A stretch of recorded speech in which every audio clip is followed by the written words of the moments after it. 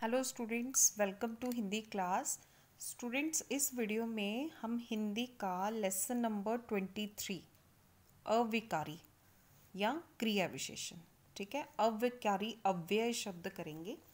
तो आपके सिलेबस में सिर्फ क्रिया विशेषण है, लेकिन क्रिया विशेषण करने से पहले आपको पता होना चाहिए कि अव्यय क्या होते हैं या अविकारी क्या होते हैं।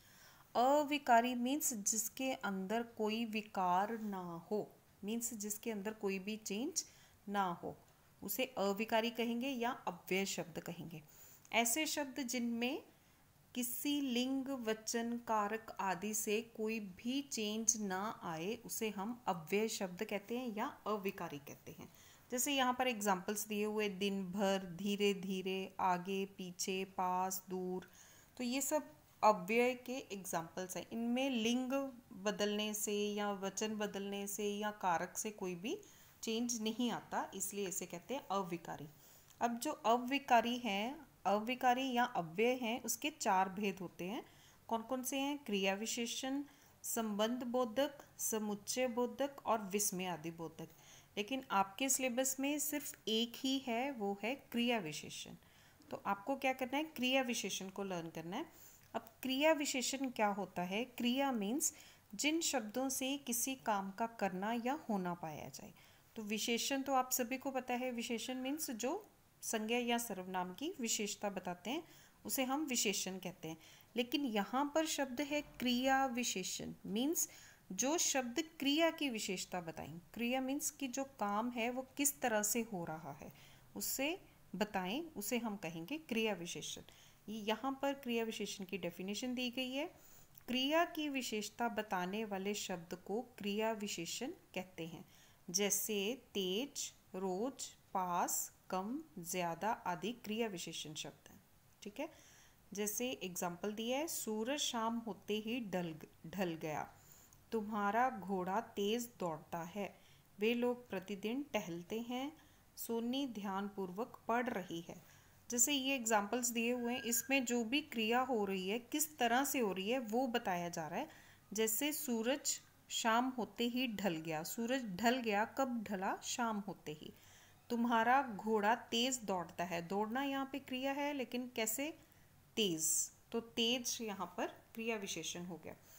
अब यहाँ पर देखेंगे, इन वाक्यों में शाम, तेज, प्रतिदिन और ध्यानपूर्वक आदि शब्द क्रिया विशेषण हैं, क्योंकि इससे क्रिया की विशेषताएं स्पष्ट होती हैं। इन वाक्यों में लिंग एवं वचन में परिवर्तन होने पर भी क्रिया विशेषण में कोई परिवर्तन नहीं हुआ।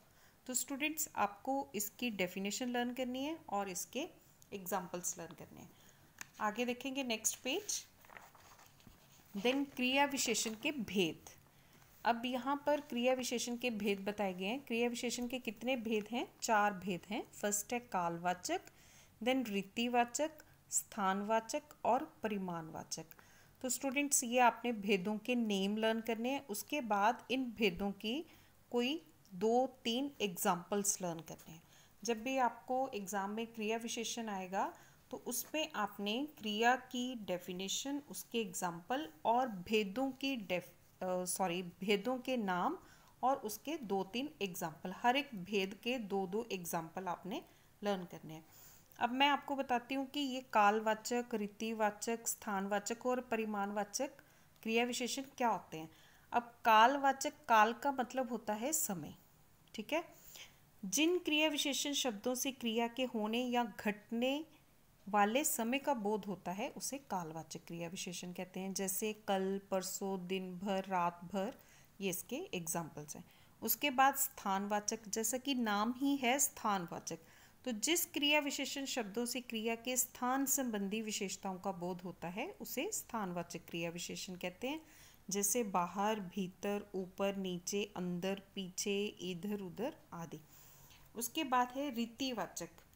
रीतिवाचक जिस क्रिया विशेषण शब्द से काम होने की रीति, रीति मीन्स कि काम होने का विधि का पता चले या स्टाइल का पता चले कि किस तरह से काम हुआ है, ठीक है, तो उसे हम कहेंगे रीतिवाचक। जैसे सचमुच, कदाचित, अवश्य, सहसा, अचानक, धीरे धीरे आदि। देन उसके बाद है परिमाणवाचक।